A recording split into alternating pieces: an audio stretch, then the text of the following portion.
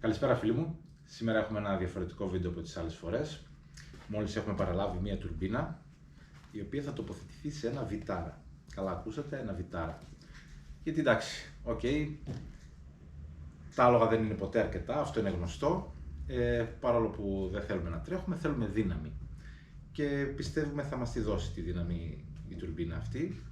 Το αμάξι είναι ένα γνωστό 1600, το οποίο έχετε δει πολλές φορές στα βίντεό μου, το οποίο θα γίνει δίλητρο, θα τοποθετηθεί η τουρμπίνα και κάποια άλλα πραγματάκια που έχουμε έκπληξη και θα φτάσει 200 κάτι άλογα, υπολογίζουμε, ανάλογα τώρα πόσο θα θελήσει να το ζωρίσει ο ιδιοκτήτης. Η συγκεκριμένη τουρμπίνα είναι μέχρι 350 άλογα θεωρητικά φτάνει, δεν νομίζω να την ανεβάσουμε τόσο πολύ πίεση.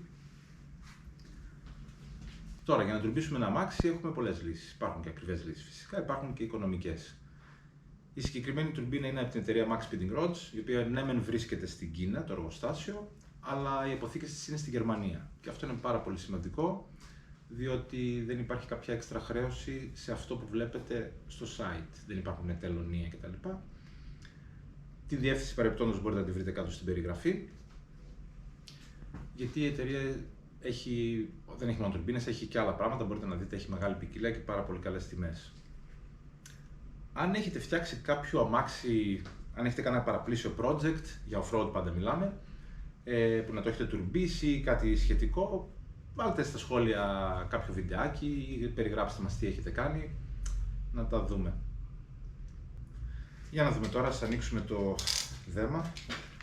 Ελαφρώς χτυπημένο από ό,τι βλέπω, από το courier, το οποίο παρεπτόντως ήρθε πολύ γρήγορα, μέσα σε την ίδια μέρα μου το στείλανε, μόλις το συζητήσαμε και σε 5 μέρες ήταν στη Θεσσαλονίκη.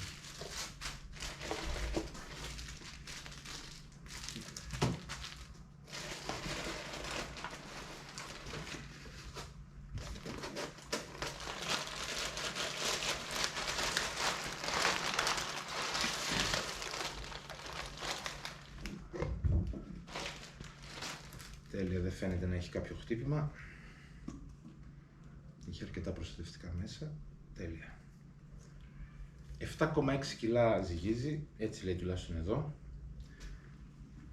Καλή κατασκευή φαίνεται. Βέβαια, για να την αξιολογήσουμε πρέπει να μπει πάνω στο αυτοκίνητο. Εμείς θα ετοιμάσουμε ένα βιντεάκι ακόμα, το οποίο θα είναι με την τοποθέτηση της συγκεκριμένης τουρμπίνας πάνω στο αυτοκίνητο, και άλλο ένα βιντεάκι το οποίο θα το πάμε στο δυναμόμετρο. Γιατί μπορεί ο κατασκευαστής να λέει ό,τι θέλει, εμείς μπορούμε να λέμε ό,τι θέλουμε. Το θέμα είναι τι θα δείξει στο δυναμόμετρο. Αν και νομίζω ότι ο ιδιοκτήτης στην αρχή τουλάχιστον θα έχει χαμηλά την πίεση, γύρω στα 200 κάτι άλογα θέλουμε να παίξουμε, γιατί δεν ξέρω αν θα αντέξει και η μετάδοση, να το δούμε. Ευχαριστούμε λοιπόν την εταιρεία Max Speeding Rods για την συγκεκριμένη τουρμπίνα. Μείνετε συντονισμένοι, κάντε εγγραφή στο κανάλι, πατήστε και το κουδουνάκι να πάρετε τις ειδοποιήσεις, ώστε μόλις έχουμε τα νέα βίντεο με το δυναμόμετρο, με την εγκατάσταση στο δυναμόμετρο και μία βόλτα στο βουνό που θα παίξει σίγουρα, να είστε από τους πρώτους που θα τη δείτε. Σας χαιρετώ λοιπόν, τα λέμε στο επόμενο βίντεο.